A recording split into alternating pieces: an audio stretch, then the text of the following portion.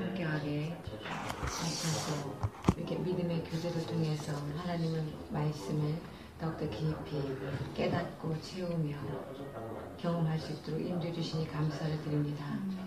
하나님, 이 모든 일들이 하나님의 인도하심 가운데 은혜 가운데서 있었음을 믿고 감사드리오니 이 시간에도 우리 주님께서 함께해 주시사 전하시는 우리 목사님 기름을 부어주실 때 충만케 사로잡아 주셔서 하나님의 은혜가 나타나게 하옵시고 하나님 우리 전에 듣는 우리에게도 하나님께서 깨닫는 지혜를 덧입혀 주셔서 하나님의 말씀을 깨달을 때마다 흘려 버려지는 것이 아니라 우리 마음속에 채워지고 입혀져서 우리의 심령 더욱더 새롭게 변화를 받고 거듭나는 귀한 시간 될 수 있도록 주님 이 귀한 시간 축복해 주시옵소서.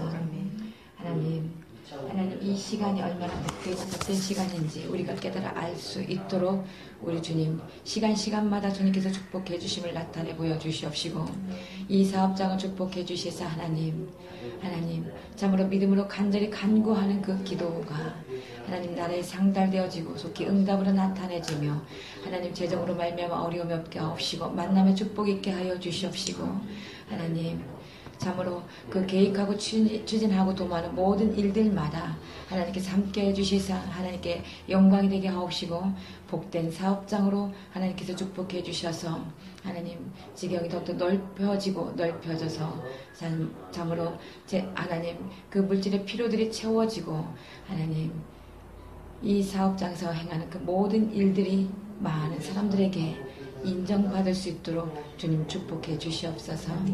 언제나 무사하고 안전하게 우리의 발걸음을 인도해 주실 줄 믿고 감사드리오며 살아계셔서 역사하신 예수 그리스도 이름으로 감사드리며 기도드리옵나이다. 아멘. 자, 오늘 2과 할 차례인데요. 2과는 좀 문제가 많죠. 문항이 많죠. 성경 구절도 많이 찾아야 되고 내용이 3개로 되어 있죠. 모든 사람이 죄를 범함, 피할 수 없는 죄의 형벌, 자신의 힘으로 구원받을 수 없음. 이 3가지가 이과를 구성하는 내용이면서 오늘 우리가 살펴봐야 되는 또 이 복음 전도에 있어서 굉장히 중요한 부분이라고 할 수 있습니다. 자, 성경은 이렇게 말합니다. 우리는 다 양 같아서 그릇 행하여 각기 제 길로 갔거늘. 이사야 53장 6절 말씀 우리가 잘 아는 말씀입니다. 그리고 이제 이어서 질문을 던지죠. 우리를 왜 양으로 비유하고 있습니까? 그 밑에 설명이 나오기는 하지만 자, 한번 이것도 나눠볼까요? 왜 성경이 우리 인간을 양에 비유하고 있을까요?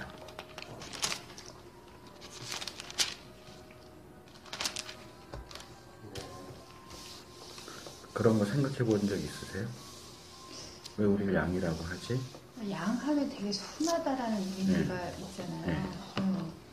근데 이제 양을 차려보니까 일어나더라고요. 그래요? 목자가 없으면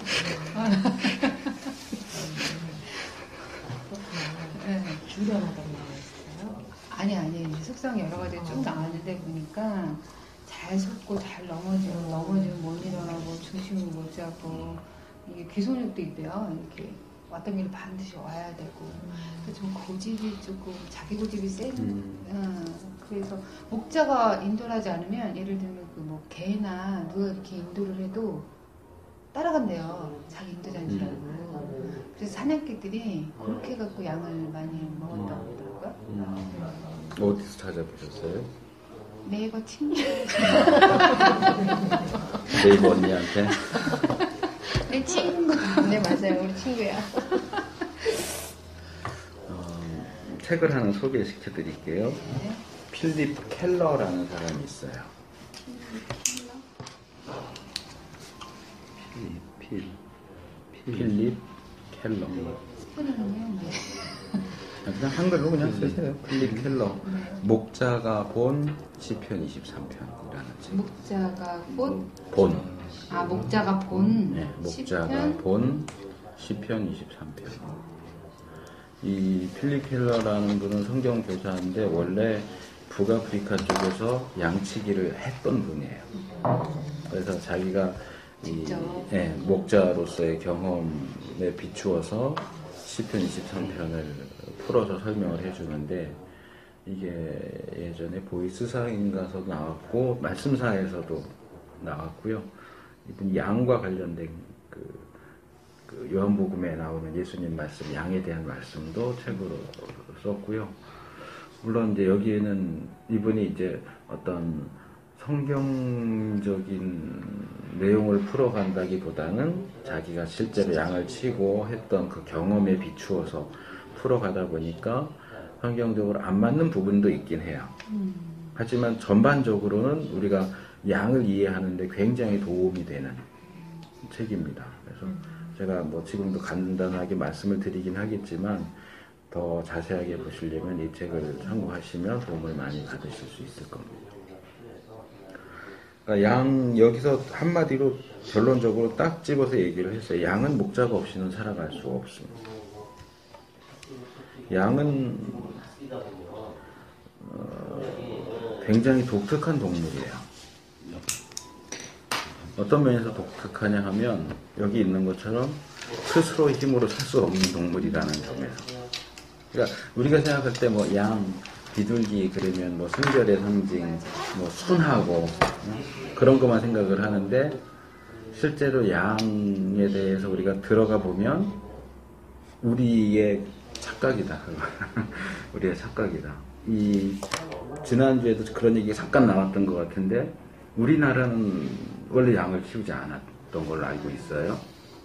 근데 이쪽 지역은 뭐 예전 초기부터 양을 키워왔으니까 이 성경 시대 사람들에게는 양 그러면 하고 알아요.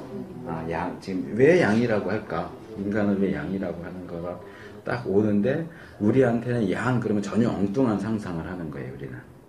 네. 그래서 양이 왜 양인가 하는 부분을 정확히 이해하면 우리 인간의 상태를 이해하는 데 있어서 굉장히 도움을 많이 받을 수 있습니다. 일단 양은 순하지 않아요. 굉장히 고집이 센 동물이에요. 네. 굉장히 고집이 센 동물입니다. 양이요? 네. 그러면 앵앵 울잖아요. 네. 뭐 양만 우나 우는 건 짐승은 다 울지. 그리고 네. 아까도 말씀하셨지만 양은 머리가 나빠요. 머리가 나빠서 목이 마르면 물이라고 생각되면 그냥 먹어요. 그러니까 이게 진흙탕 물이고 썩은 물이고 이걸 구분하지 않아요. 그냥 물이라고 생각되면 다 먹어요. 그래서 죽는 케이스가 많아요. 그리고 다른 짐승 같은 경우 이렇게 넘어지면 일어나잖아요. 양은 혼자 못 일어나요. 근데 거기도 그 찾아보신 네이버 친구가 잘 알려줬는지 모르겠는데 이 양은요 넘어지면 최대한 빠른 시간 안에 이렇게 세워줘야 돼요. 안 그러면 이 양의 이 내장 구조 때문에 가스가 차요.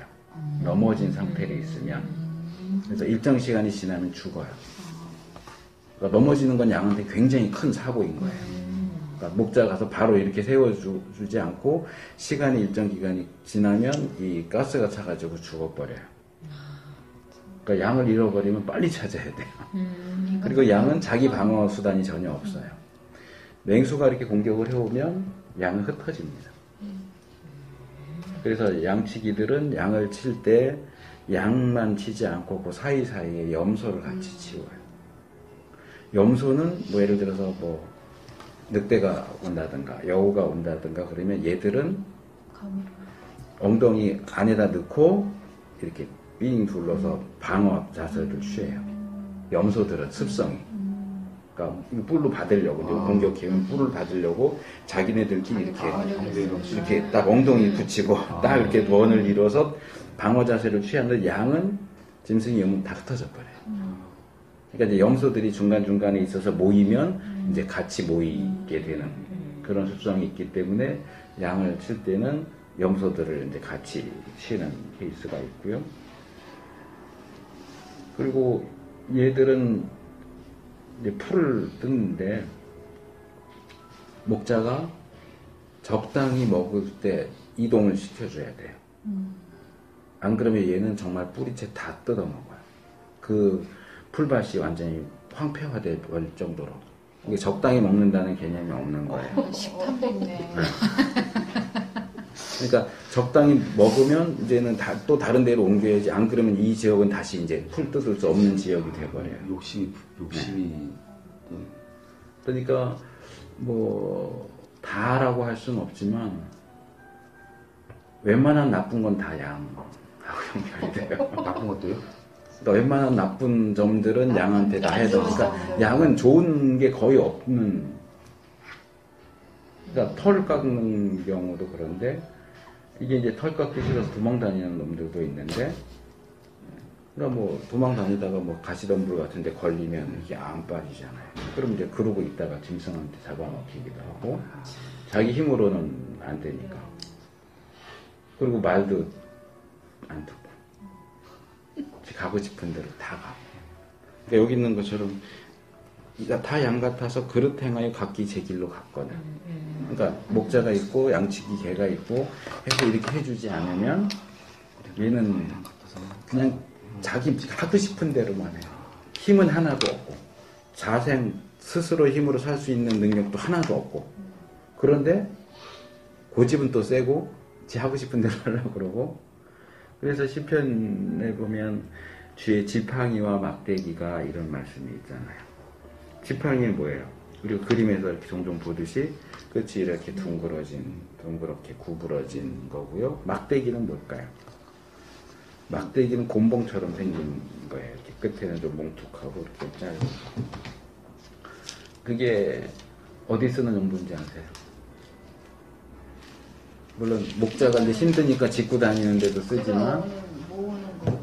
소리. 네, 지팡이는 양이 가야 되는데 딴 데로 갈 경우에 가까이 있을 때 이렇게 이렇게 걸어가지고 잡아당기는 그런 용도로도 쓰여요. 그 용도로만 쓰는 건 아니지만, 막대기는요, 그 사사기에도 보면 삼갈이라는 사사가 있는데, 이 소모는 막대기로 적을 물리쳤다라는 내용이 나와요. 이제 그런 경우에는 이제 이 막대기 끝에다가 이렇게 쇠 같은 걸 붙여서 사용하기도 이게 무기로도 쓸 수 있는. 그러니까 이 막대기라고 하는 것은 이제 양을 치다가 그 맹수가 올 때 싸울 수 있는 무기로도 사용이 되고요.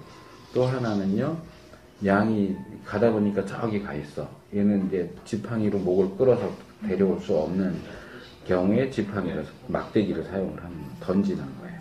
그러니까 양이 가는 앞에다가 던지면 이놈이 깜짝 놀라서 쓰잖아요. 그러니까 그럴 때 이제 잡아오는 거예요. 그러니까 지팡이와 막대기는 양들을 보호하는 수단도 되고, 양들을 인도해 가기 위해서 없어서는 안 되는 그러한 수단이 되는 거죠. 갖고 오세요. 그래서 제가 지금 드린 말씀들 대부분이 이 필립 켈러의 책을 보시면 나와요. 그 외에도 많은 내용들이 나오고요. 그 중에는 이제 아까 말씀드린 것처럼 요거는 조금 너무 그런 풍습이나 관습에 치우쳐서 성경 이야기하고 조금 다르게, 그 중에 하나가 내 머리에 기름을 바르시니 같은 경우인데, 이거는 이제 그 고대 이스라엘의 관습이에요. 손님이 집에 오면 그 뭐 허브 아일랜드라든지 뭐 그런 데 가보신 적이 있으면 이해하기가 쉬울 수 있는데, 저도 예전에 한번 갔더니 거기 허브샵 들어가니까 요 뒤에다가 이렇게 발라주더라고요. 확 하고 시원해지잖아요. 네.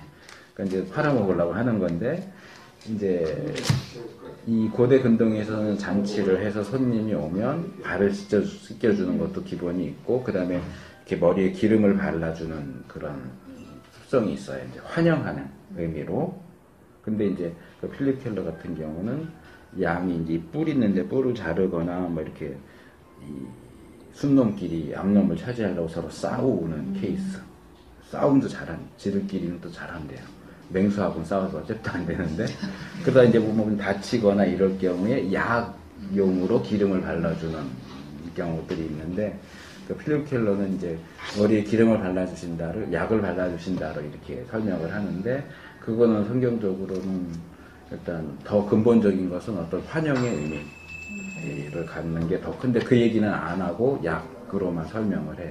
그런 점들은 이제 우리가 배경이나 이런 걸 더 보지 않으면 사실은 이게 맞는지 틀리는지 모르니까 그러니까 그런 부분들 몇 군데만 좀 주의해서 보시면 그러니까 이제 그런 책 보고 와서 기름 발라준다는 이꼴 약 발라준다 이렇게 그냥 생각이 박혀서 또 다른 성경 본문을 볼 때 기름을 발라준다라고 할 때 아 이건 약 발라줬구나 이렇게 이해하면 이제 문제가 생기거든요. 그러니까 이제 그런 부분들 몇 부분만 좀 주의하시면 이 필립 켈러 책은 굉장히 좋은 책이에요. 꼭 한번 보시기를 바라고요. 그래서 여기 보면 양은 자기가 가고 있는 길이 풀이 없는 메마른 땅으로 향하는 길인지 낭떠러지로 가는 길인지 맹수가 도사리고 있는지 알지 못하면서 자기 길을 고집하는 경향이 있습니다. 여기 이제 고집한다라는 쪽 특성만 주로 얘기를 했지만 양에게 있는 나쁜 점은 고집만 있는 게 아니고 하여간 웬만한 나쁜 건 다 양이 가지고 있어요. 물론 이제 양 뭐 털도 우리가 얻고 그렇죠? 젖도 얻고 고기도 얻고 여러 가지로 좋은 좋은 그런 짐승이라고 생각을 하지만 키우는 목자 입장에서는 얘는 손이 너무 많이 가는 목자가 없으면 그러겠네요. 양은 살 수가 없어요. 네. 이 목자가 양을 돌봐주는 목자가 없으면 이 양은 스스로의 힘으로 생존하는 것이 불가능한 하여간 아주 괴상망측한 동물입니다.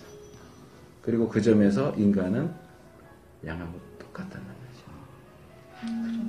거죠. 인간은 하나님이 돌봐주시지 않으면 생존이 불가능한 존재예요. 그런데다가 인간이 가지고 있는 그 특징을 보면 어쩌면 그렇게 양하고 똑같은지. 나와 비슷한데.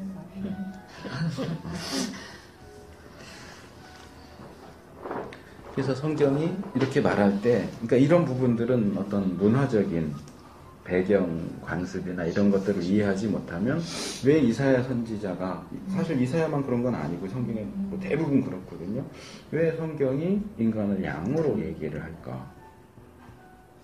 이제 오해하기 쉽고 착각하기 쉬운데 그런 부분들도 좀 관심을 가지고 보시면 될 거고요. 자, 그래서 인간은 양이다. 인간은 양이다.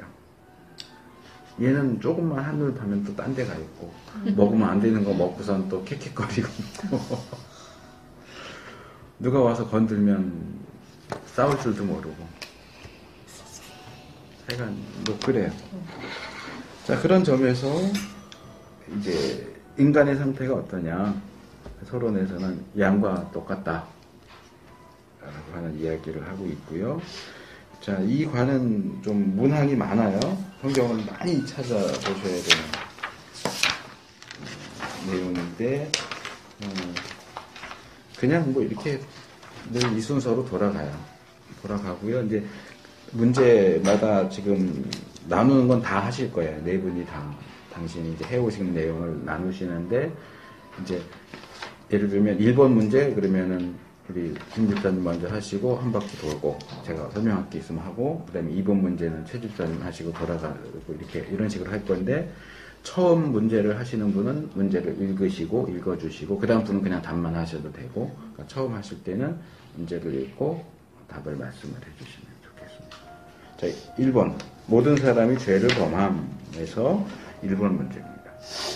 시편 14편 1절에서 3절에서는 각기 제 길을 가고 있는 사람들의 모습에 대해 어떻게 말하고 있습니까?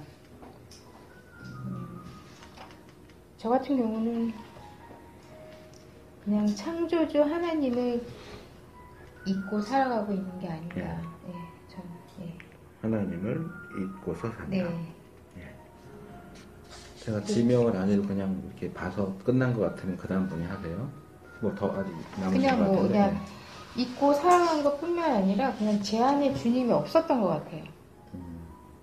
아예 그냥 잊었다라는 건 내 안에 주님이 조차도 있다라는 거는 정말 이렇게 의식하지 않으면서 제가 살았던 것 같고, 그냥 정말 쌍배인 크리스찬으로서 그냥 의뢰이 어렸을 때부터 하나의 습관적인 행동으로 그냥 일요일날 주일날이 되면 그냥 교회에 가서 특별한 거 없으면 예배를 드려야 되는가 보다, 그냥 습관적인 게 오래전서부터 이렇게 습관이 돼 있었기 때문에 별도로 뭐 어디 놀러 가지 않는 한, 집안에 큰 행사가 있지 않는 한 그냥 자연히 그냥 일어나서 교회에 갔던 그런 생활을 했던 것 같아요. 네. 그러니까 외적으로 볼 때는 하나님 없이 산다고, 내적으로 볼 때는 하나님 계시다라는 네. 인식조차 네. 없는, 이제 습관적으로는 교회 다니고 예배를 드리지만 전혀 그냥 의식을 그건 그냥 못하고. 습관이기만 한. 예, 좋습니다. 한마디로 어리석은 거죠. 어리석은 거다. 어리석다. 예.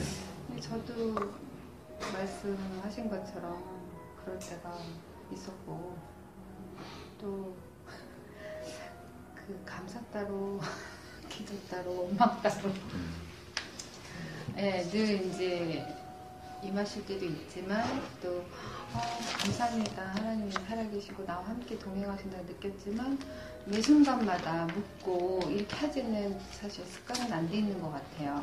의식적으로, 그러니까 무의식적으로. 의식은 이제 썬데이 크리스찬 어떤 개념, 행위적인 거는 의식적으로 박혀 있으나 무의식 쪽에 같이 이렇게 뭐 이렇게 선을 행하라고 하시는데, 사실 그건 아는데 원체 노력은 하고 있지만 내 자신이 자꾸 이렇게 나올 때가 있거든요. 그런 거 보면 참 내가 많이 어리석고 부딪히고 양처럼 넘어져 경험을 해봤는데도 불구하고 자꾸 이렇게 머리가 나쁜 것 같아요. 양 같아서. 양 같아서, 아주 미련한 양 같아서 먹기도 많이 먹고. 뿌리를 뽑아요. 합당하지 못한 사람은 막 분을 삼키지 못하고 그걸 사랑으로 이렇게 선을 해야 되는데, 한때 제가 그걸 되게 많이 고민을 했었거든요. 성향 자체가 그러다 보니까 사랑이 많다고 생각을 했는데도 불구하고 합당하지 못한 사람을 보면 막 못 참겠는 거막 그리고 저걸 어떻게 인증하지 막 이런 식으로 그런 게 그 몇 초지만 내 생각이 자꾸 들어간다는 게 너무 힘든 것 같아요. 그래도 그나마 이제 많이 의식을 하다 보니까, 근데 그것도 좀 습관인 것 같아요. 요새는 참 감사 많이 하자, 믿고 의지하라고 했는데 왜 내 마음이 자꾸 불안이 자꾸 싹트는지 제 자신 싫을 때가 많아요. 밭이 좋아서 그래요. 감사합니다. 밭이 좋아서 보라는 잘 싹도. 그래서 참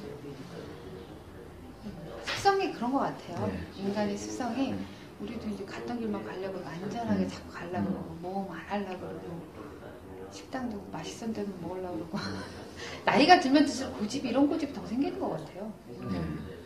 습성이 어리석은 거죠.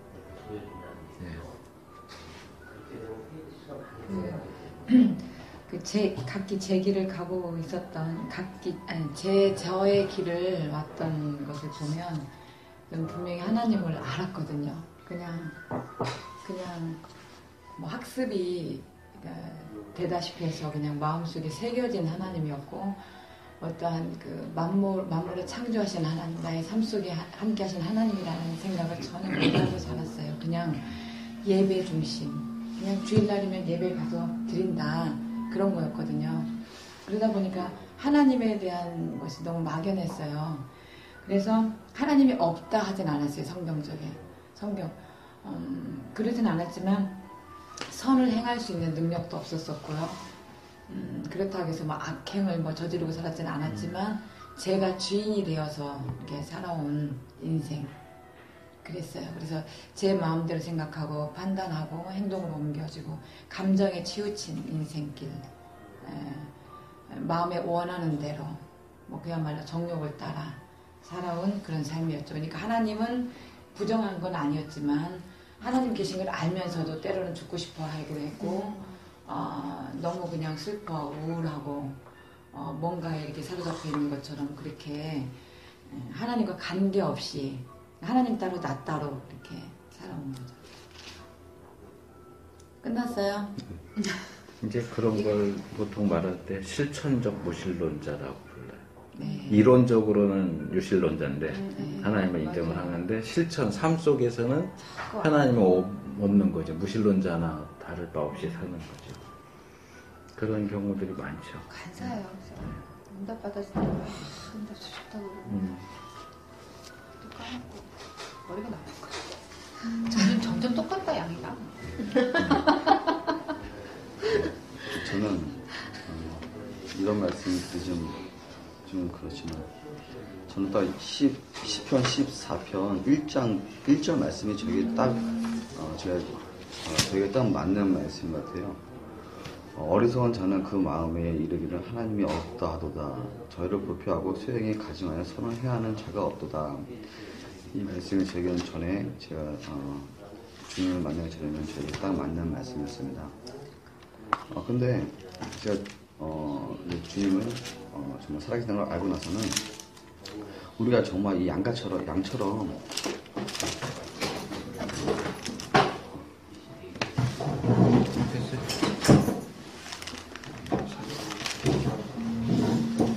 저희는 정말로 이 양처럼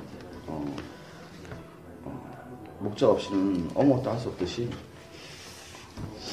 제가 깨달은 것은 저는 저 혼자 믿고 제 의지대로 제 고집대로 살았던 저였지만 정말 살아계신 주님을 만나고 나서는 우리가 정말 주님께서 우리를 인도해 주셔야만이 그런 제약에서 벗어날 수 있고 정말 말로만 정말 주님이 해주셨다, 주님이 인도해줬다 그런 게 말로만 하는 게 아니라 정말 세상 몸소 깨닫게 되는 그런 걸 알게 됐어요. 그래가지고 주님께서 우리를 한치도 이렇게 인도해 주지 않으면 저희는 그 제약에서 아예 벗어날 수가 없구나. 매일매일 이렇게 저도 모르는 그런 상상할 수 없는 그런 제약들이 그러니까 한마디로 생각 뭐 사단 악한 영들이라고 그러는데 그런 안 좋은 그런 사단들이 한시도 공격이 오는 거죠. 그래서 정말로 말 그대로 정말로 주님께서 저희를 붙드시지 않으면 저는 어떻게 할 수가 없구나 그런 걸 깨닫게 되었습니다. 그래서 우리는 정말 주님께서 인도해 주시지 않으면 제약에 대해서 벗어날 수가 없는 것을 확실히 압니다. 이렇게 답썼습니다. 잘 하셨고요. 이제 제가 계속 말씀을 드릴 수밖에 없는데 이 교재는 전도연 성경 공부 교재이다 보니까 지금 인간의 상태를 다루는 모든 사람이 죄를 범함의 최종 목적지는 어디냐 하면 여기 4번 문제예요. 4번 문제. 모든 사람이 죄인이라는 말씀에서 그 모든 사람 중에 당신도 포함합니다. 그러니까 여기서 기대하는 건 뭐냐면 불신자가 이 말씀들을 쭉 살펴보면서 결론적으로 나도 죄인이구나를 고백하게 하는 것이 일단 1차적인 목표인데 뭐 우리는 이런 성경 공부는 어느 정도 익숙하다 보니까 다들 뭐 이 4번 문제는 안 해도 됐든 1번 문제 하면서부터 내가 그래요 하고 답을 벌써 하고 나니까 뭐 4번 문제는 안 해도 될 것 같고요. 우리가 이제 지난번에 제가 이 교재 처음 하면서 각 과가 어떻게 구성되어 있는지 각 과가 어떻게 또 내용이 또 구분되는가 말씀을 드렸고 이 내비게이터 교재 같은 경우에 굉장히 논리적으로 구성이 되어 있다라고 말씀을 드렸어요. 그래서 항상 지금 내가 공부하고 있는 과가 몇 과인가, 이 과의 제목이 뭔가, 내가 지금 다루고 있는 문제의 소제목이 뭔가, 앞에 과는 뭐고 뒤에 과는 뭔가 이런 것들을 염두에 두시면 좋아요. 그러니까 각기 제 길을 가고 있는 사람들의 모습에 대해서 어떻게 말하고 있습니까? 여기 뭐 어리석은 자는 하나님 없다고 한다. 부패하고 소행이 가증하고 선을 행하는 자가 없다. 다 치우쳐서 하나님을 찾는 자도 없다. 하나도 없다. 이게 한마디로 말하면 우리가 일과에서 공부했던 게 뭐예요? 몇 가지를 했지만 그냥 딱 요약하면 일과 제목이 하나님의 관심. 하나님의 관심은 뭐예요? 왜 인간을 자신의 형상대로 만드셨다고 그랬어요? 하나님과 사람의 관계, 그렇죠. 교제, 사랑의 관계.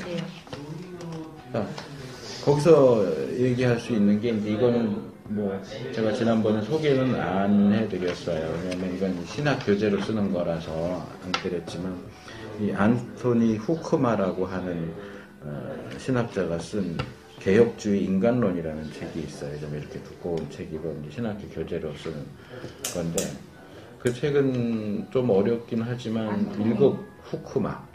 안토니 후크 선장할 때 후크마. 제국이요? 개혁주의 인간론. 그게 이제 다른 그 조직신학 책, 인간론을 다루는 조직신학 책하고 다른 점, 독특한 점이 있다고 한다면 뭐냐 하면 인간을 두 가지 측면에서 본다는 거예요. 그러니까 하나님이 인간을 하나님의 형상대로 만들었다는 것의 의미가 뭐냐라고 할 때 첫째로 인간은 독립적인 존재로 만들어졌다.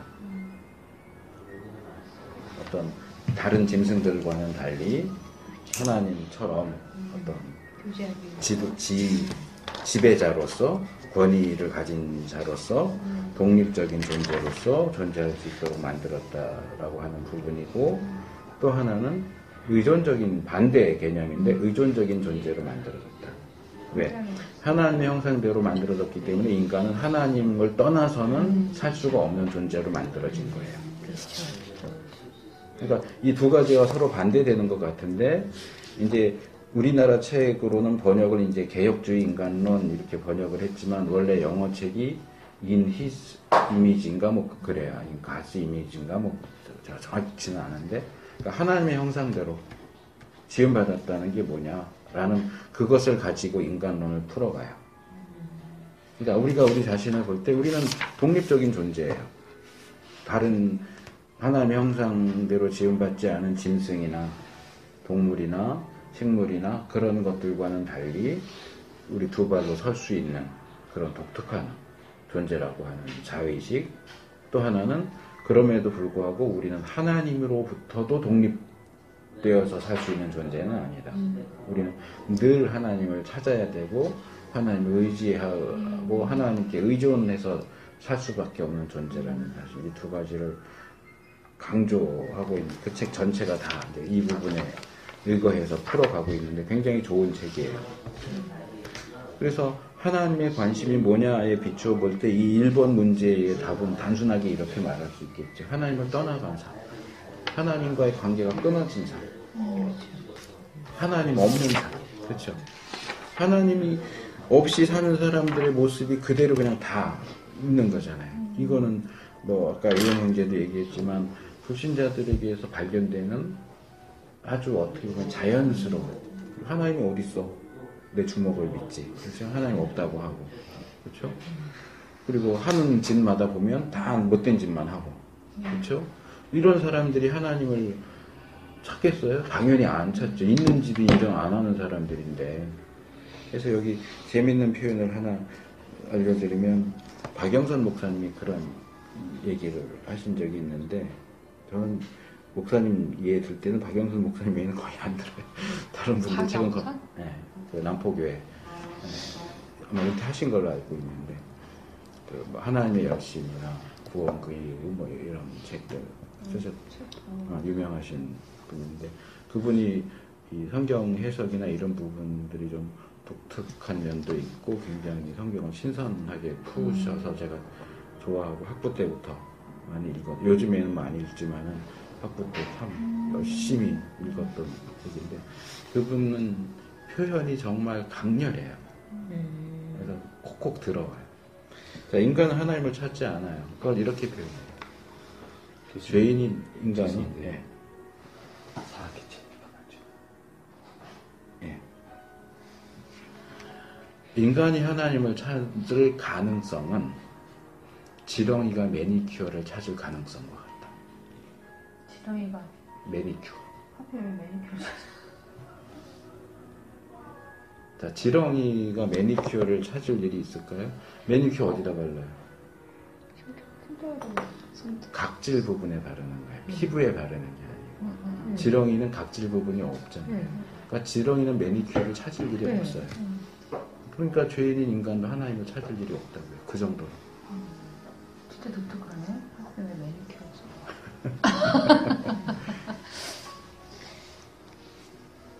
지렁이는 평생을 대대로 살면서도 매니큐어 찾을 일은 없어요. 절대로 없어요. 다 피부로 되어 있으니까, 각질이 없으니까. 그것처럼 인간은 하나님을 찾을 일이 없어요. 죄인인 인간은 하나님을 필요로 하지도 않거니와 인정도 하지 않고 찾을 일도 없어요. 절대로 없어요. 절대로. 그게 인간의 상태예요. 그러니까 하나님과 완전히 무관한 존재인 거예요. 근데 처음 하나님이 사람을 만드셨을 때는 그 상태가 아니었다는 거죠. 그러면 지금 말씀드린 것처럼 인간은 독립적인 존재이면서도 하나님에 대해서 의존적인 존재로 만들어졌고, 하나님 인간을 그렇게 만드신 목적 자체가 하나님과의 사랑의 관계를 맺고 서로 교제하기 위해서인데, 도대체 무슨 일이 있었던 거냐? 왜 인간이 하나님을, 지렁이가 매니큐어를 찾을 정도의 가능성과 같을 정도로 인간이 전혀 하나님과 무관한 존재로 살아가게 되었느냐라고 할 때, 이제 성경이 우리에게 제시하는 건 죄죠. 자, 그래서 2번 문제를 다루도록 하겠습니다.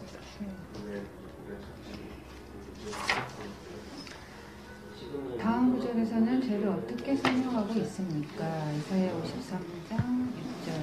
우리는 다 양 같아서 그를 통하여 각기 죄 앞으로 갔거늘 여호와께서는 우리 모두의 죄악을 그에게 분담시키셨다. 다 양 같은 습성으로 인해서 고집과 아집으로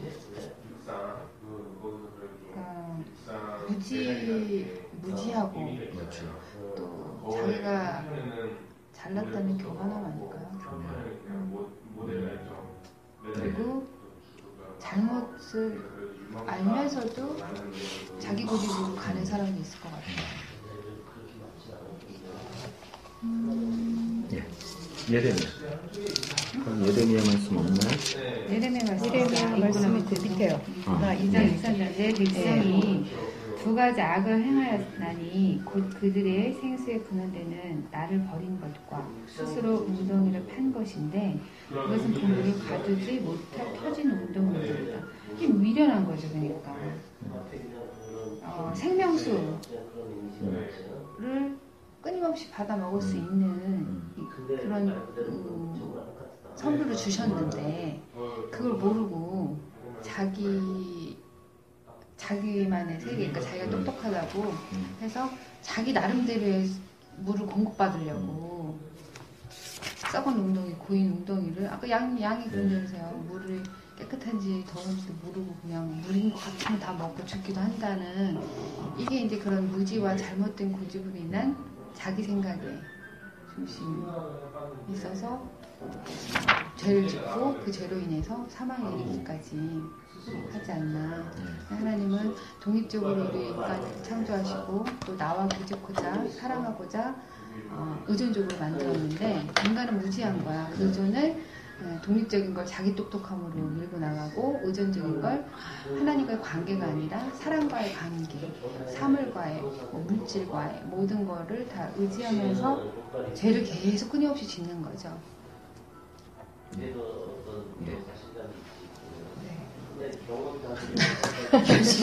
나 뭐라고 설명하지?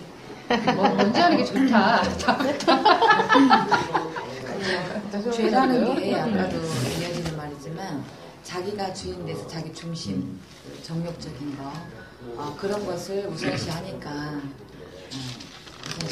거기서 다 비롯되는 것이 아닌가 그런 생각을 하게 돼요. 예.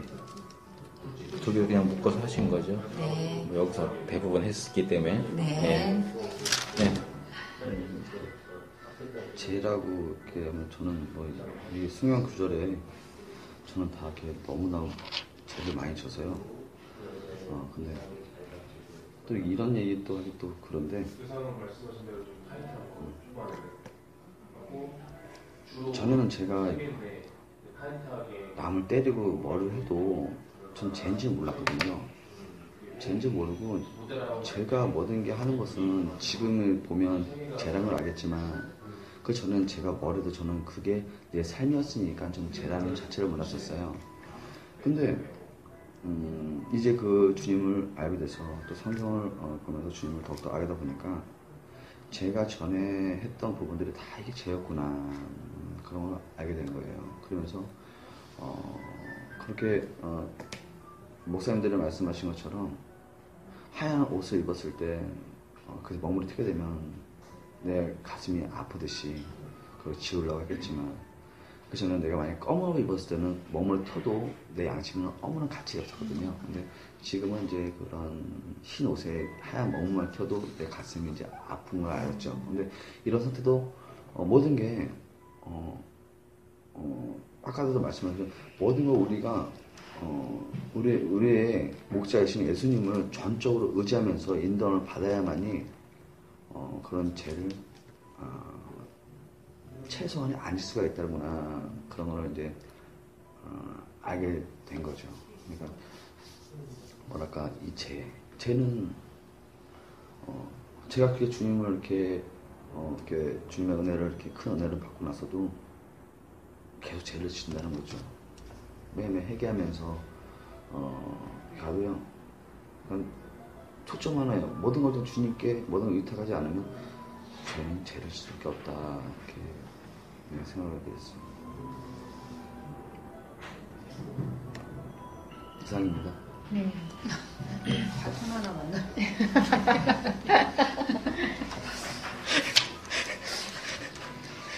저는 일단 이사야 53편 3장 6절에 있는 말씀에는 그냥 죄를 어떻게 설명하고 있냐고 했을 땐 그냥 성경적으로 봤을 땐 그냥 저는 그냥 불법이라고 정의를 했잖아요. 성경이 그냥 불법이라고 성경에는 이렇게 표현이 돼 있더라고요. 그래서 내가 일단 그렇게 정의를 해봤고, 그다음에 저는 2절을 이렇게 묵상하면서 또 1번하고도 많은 연관이 있구나라고 생각을 했어요. 그래서 시편 14편 1절 3절에서 죄에 대해서 이렇게 나열을 했잖아요. 아까 교수님 말씀하신 것처럼 하나님은 없다. 부패하여 가증한 일을 행하고 또 선한 일을 행하는 자가 없고 또 깨달은 자도 하나님을 찾는 자도 없고 다 악에 치우쳐서 더러운 자가 되었다. 이것들이 그냥 우리가 짓고 있는 죄라고 생각을 했고 결국에는 세상적인 삶이 아닌가라고 저는 그렇게 생각이 들더라고요. 왜냐하면 저 같은 경우를 비유해 보면 그냥 1번에 제가 얘기한 대로 하나님을 잊고 살았기 때문에 저는 굉장히 세상을 사랑하면서 세상을 즐기고 또 세상 사람들과 교제하는 것이 너무 즐거웠거든요. 그렇게 생각을 했었거든요. 그래서 그냥 죄라는 것은 저에 대한, 그러니까 저가 생각하는 죄는 그냥 이 성경에 나열된 그 정의가 다 맞고 그것이 하나의 정말 불법이라고 생각을 하고 그냥 저의 비유를 비치면 그냥 세상적인 삶. 그것이 이 죄라고 생각을 했어요. 그 다음에 이제 예레미야 2장 13절에는 성경에 보면은 두 가지 악이라고 이렇게 표현이 됐는데 첫 번째는 이제 생수의 셈인 줄을 버렸고 이거는 저는 어떻게 생각을 했냐면 하나님을 믿지 않고 잊고 산 거. 그 다음에 두 번째는 성경에 물을 가두지 못할 터진 저장고들을 팠다라고 돼 있거든요. 이거는 세상적으로 살 때는 제가 하나님을 의지하지 않으면 저의 삶은 굉장히 불안할 거예요. 그래서 물을 가두지 못할 터진 저장고들을 팠다라고 이렇게 표현을 하지 않았나 저는 그렇게 생각을 했고 모든 주권은 주님이신데 내가 주인처럼 이렇게 사는 것이 물을 가두지 못할 터진 저장고에서 내가 이렇게 살고 있구나 이제 그렇게 이제 묵상을 했어요. 저 같은 경우에는. 예.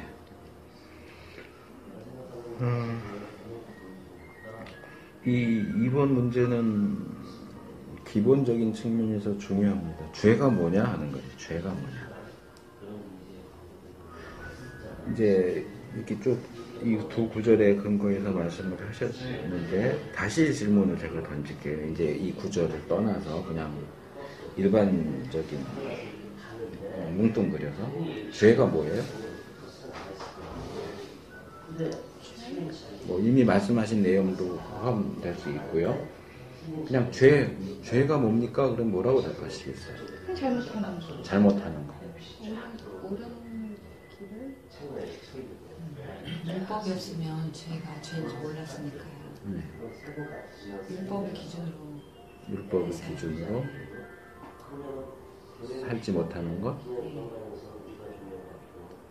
그냥 성경으로 보면 제가 중학교, 고등학교 때까지 이해를 못했던 것 중에 하나가 뭐냐면 이거예요. 죄인은 지옥 간다. 천국 갈 수 없다. 죄인은 천국 갈 수 없다.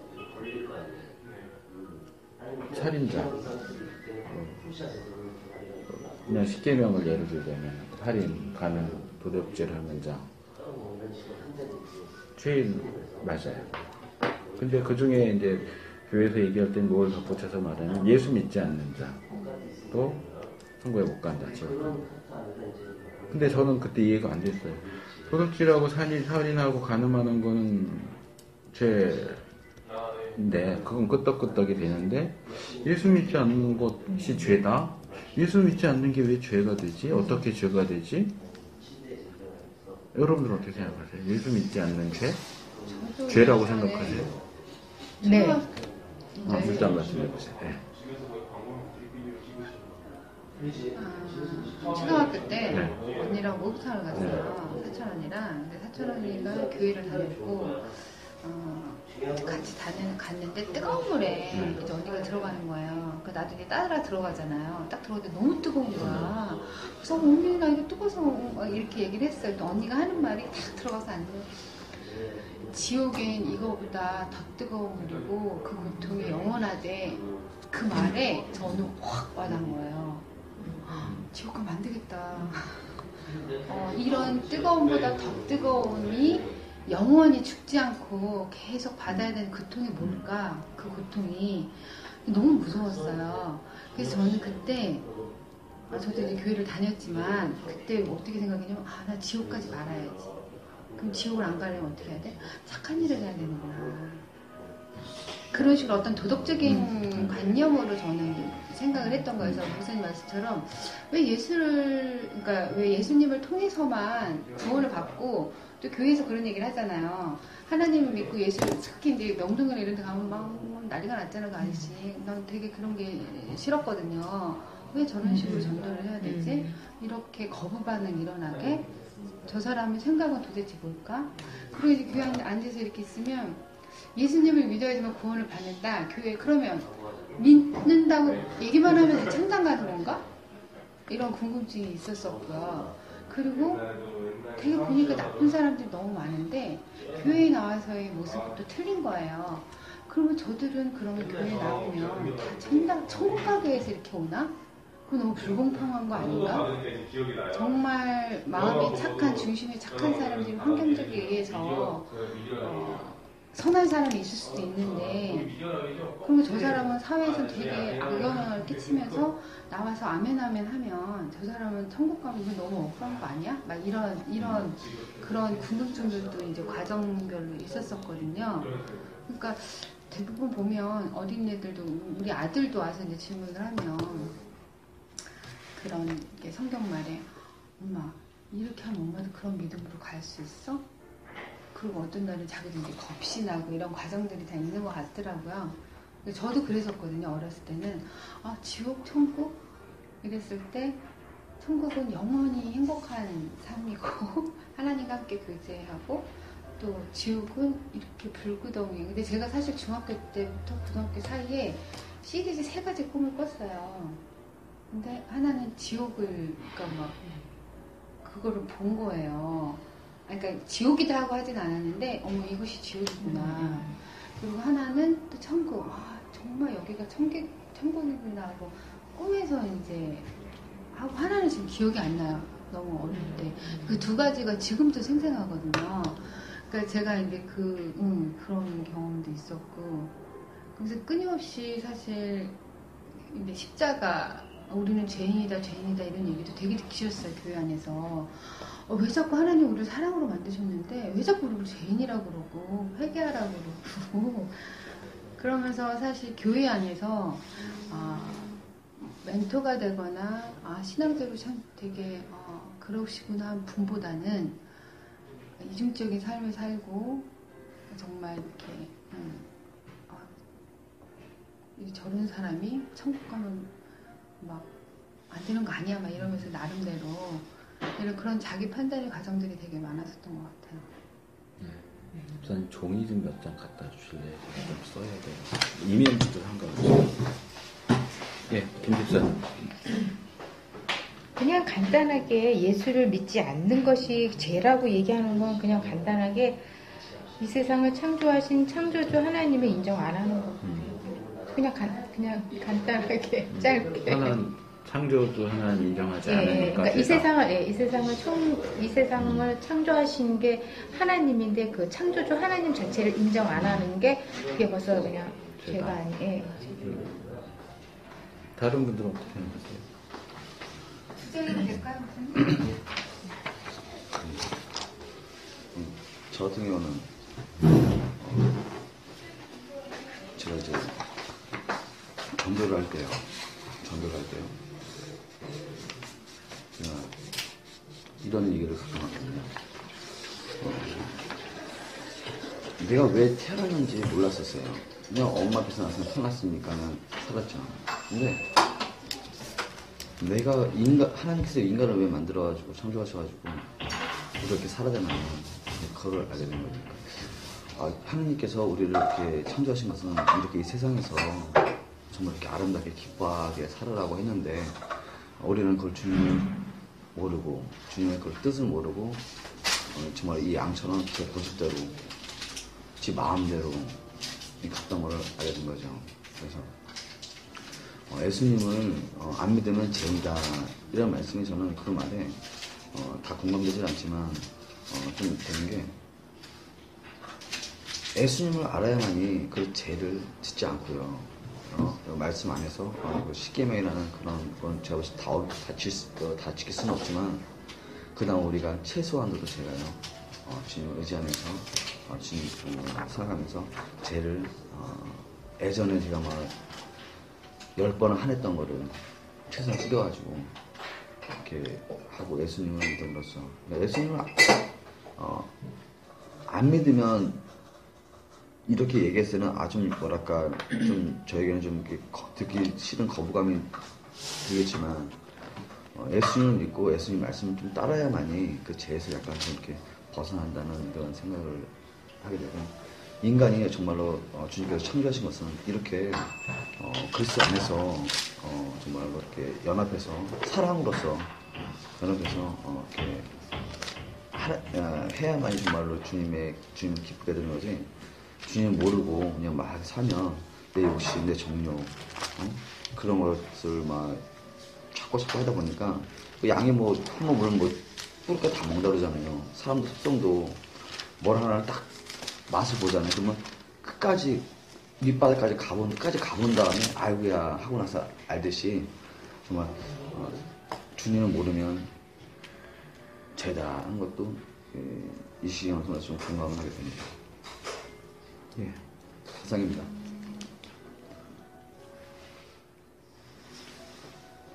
최 목사님 혹시 말씀하실 거 있으세요? 아니요.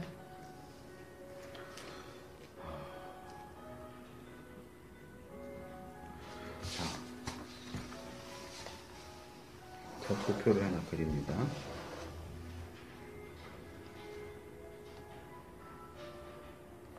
자, 이 수평선의 기준은 선과 악입니다. 그러니까 이 선 위로는 이 줄 위로는 선한 거고 이 줄 아래는 악입니다. 이 수직선의 기준은 믿음입니다.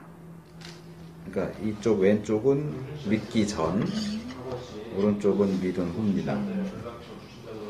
이해가 되시죠?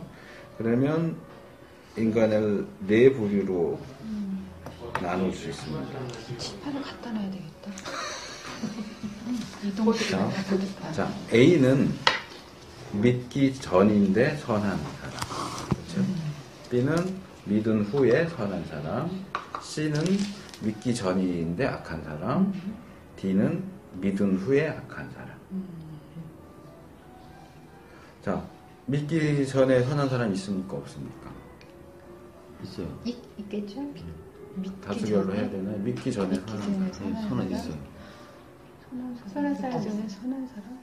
그 선하다는 기준. 그냥 성경적 기준으로 말하는 게 말고 아니라 그냥 일반 상식적으로 얘기했을 때. 선한 사람. 네. 그렇죠. 우리가 일반적으로 있죠. 말할 때 대부분 있다고 네, 보죠. 그렇죠. 그렇죠? 네. 저 사람은 선한데 교회는 안 다니지만 착한데 저 사람은 법 없이도 살 사람인데 예수님 안 믿는다고 지옥 가야 돼? 이런 얘기들을 종종 한단 말이에요. 그렇죠. 뭐 믿은 후에 선한 사람은 얘기할 것도 없고 믿기 전에 악한 사람도 뭐 얘기할 것도 없고요. 믿은 후에 악한 사람 있습니까? 있죠.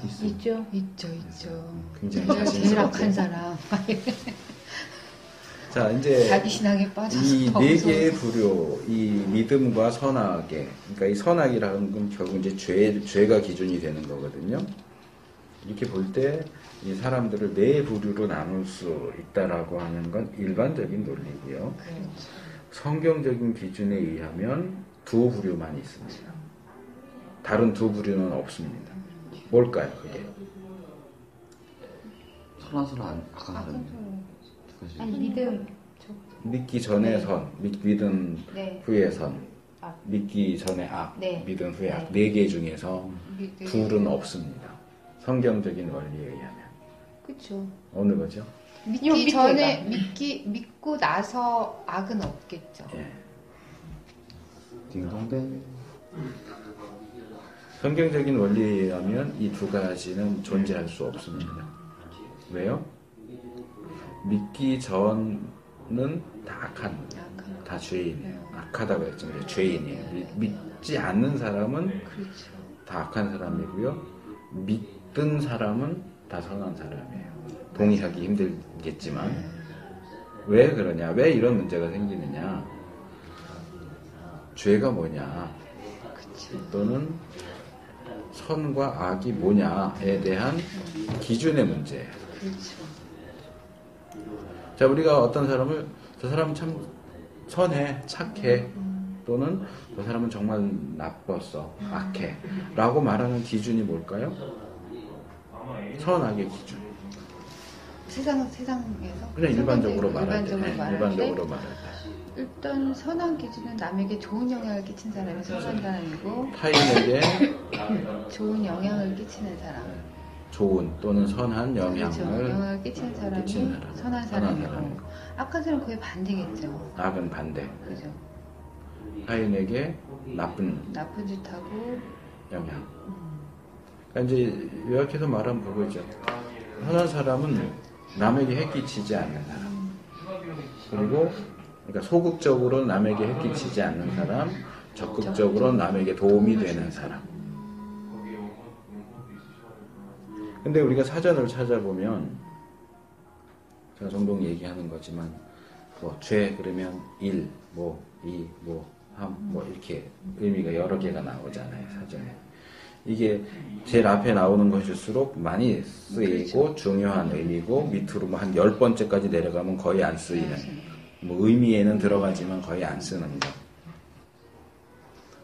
성경적인 개념에 의하면 우리가 선하다 악하다의 기준에 1번이라고 생각하는 이것이 사실은 2번입니다.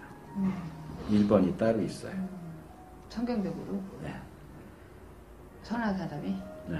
그러니까 성경이 말하는 선의 개념이 어떤 다른 사람에게 해를 끼치지 않는다거나 도움이 된다거나 하는 것은 선하다의 기준에 있어서 의미를 부여할 때 첫 번째 가는 의미가 아니라는 거예요. 두 번째, 부차적인 의미. 더 중요한 게 있어요. 더 중요한 기준이 있어요. 하나님 그러니까 하나님 믿는 거 원, 뭐. 그러니까 우리는 원죄가 있지만 그거를 십자가의 불로 우리는 씻음을 받았잖아요. 분명히 그렇게 말씀하셨고 그와 동시에 우리도 죽었단 말이에요. 그리고 다시 부활함과 동시에 우리도 원죄를 다 사함 받고 그거를 인정하고 믿음으로 나아가는, 그래서 하나님과의 그 연결이 완전히 이제 된 거죠. 다이렉트로. 그렇게 하면서 그게 이제 그 보통 그러면 그러니까 소극적이든 적극적이든 인간은 완전하지가 않잖아요. 내가 이 사람한테 적극적으로 행한다고 좋은 영향을 했지만 상대방은 아닐 수도 있는 거거든. 그 완전치가 않기 때문에 그러는 거고, 또 때로는 선하지만 소극적인 사람 그것도 죄라고 저는 생각을 하거든요, 성경적으로.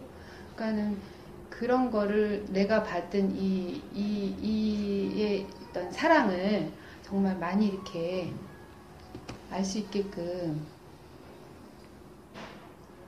하나님의 살아계심을 나타내는 삶이 내가 보여질 때 그게 선한 영향이 되지 않을까. 그게 선 아닌가. 예, 참된 그리스도. 전체적으로 잘 설명을 해주셨는데 간단하게 말하면 이거예요. 하나님과 바른 관계에 있는 사람은 선한 사람. 그렇게 간단한 말을 쓰네. 하나님과 관계가 끊어진 사람은 악한 사람. 그렇죠, 그렇죠. 간단한 말. 그러니까 일과에서 우리가 하나님에 관심 했잖아요. 아까도 1번 문제 하면서 얘기했는데 하나님과 관계가 이어져 있는 사람은 선한 사람이고 하나님과의 관계가 끊어진 사람은 그렇죠. 악한 사람이에요. 그리고 여기서 볼 수 있는 것처럼 우리가 일반적으로 선하다 악하다를 매기는 기준은 어디에 있냐면 대인관계예요. 사람에게 어떻게 그렇죠. 하느냐죠. 근데 성경은 대신관계를 맞아. 더 중시해요. 하나님과의 관계가 어떠냐. 그러니까 하나님과의 관계가 끊어진 사람은 아무리 사람에게 잘해도 선하다고 할 수가 없는 거예요.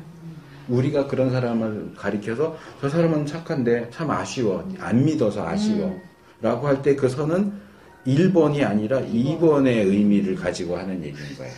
사람과의 관계 속에서 남에게 해끼치지 않고 정말 법 없이도 살 사람인데 그걸 이렇게 예를 들 수 있는 거예요. 이것도 이제 박영선 목사님 책에 나오는 내용인데요. 해적 무리가 있어요. 여기 여러 명이 있겠죠.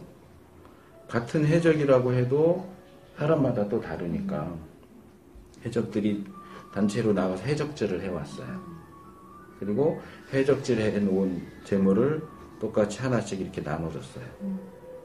근데 이 중에는 더 못된 놈이 있어가지고 다른 해적한테 야 그거 내놔 꼭 뺏어서 이놈 것도 뺏고 이놈 것도 뺏고 막 이렇게 뺏어서 자기는 한 3목 가지는 그런 나쁜 놈도 있고, 어떤 놈은 안 준다고 싸우는 놈도 있고, 어떤 놈은 정말 착해가지고 내 거 너 가져 하고 주는 좋은 해적도 있을 거예요.